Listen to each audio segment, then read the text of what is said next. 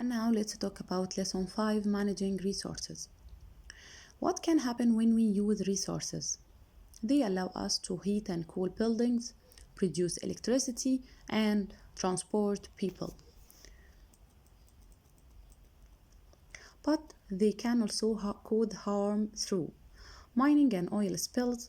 Mining and oil spills can damage ecosystems.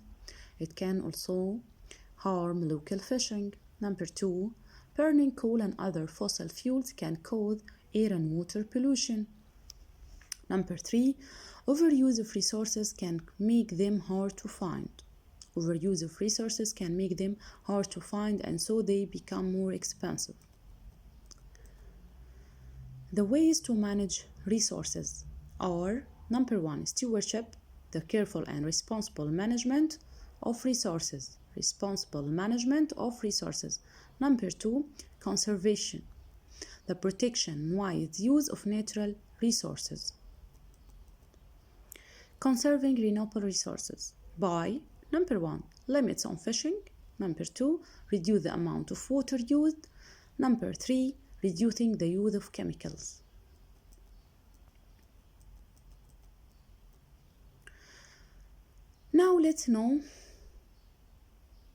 Now let's talk about reducing the use of non-renewable resources. To reduce the use of non-renewable resources, number 1, use compact fluorescent light bulb. Number 2, canned wires and objects made of metal can be collected and recycled into new objects. But there are some disadvantages of managing resources. Like what? Number 1, they are expensive. Number 2, changing how people use resources can be difficult. Recycling resources can sometimes be expensive. Advantage of managing resources are: number 1, it can reduce the loss of a valuable resource.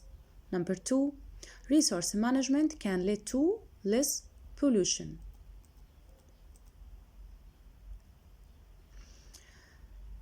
There are kinds of changes can we make to manage resources or change habits. We can change our habits to manage resources.